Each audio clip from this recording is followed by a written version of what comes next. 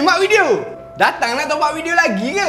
Haram jadah betul kau panggil aku mak video Yelah, kau kalau datang kedai aku, tak ada buat apa pun. Memang nak top up video je. Tak ada. Hari ni aku tak nak top up video. Aku nak tukar bateri. Bateri aku dah kembung.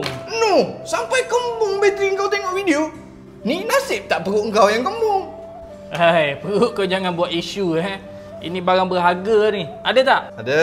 Nah. Ini baru betul. Bolehlah yang lama sikit. Kau ni memang tak insaf Video je kerja.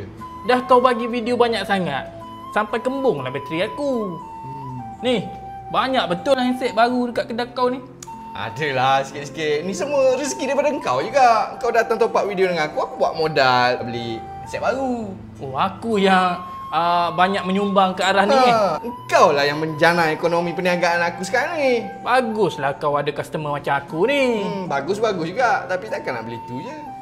Satu lagi, aku nak charger kapit katak.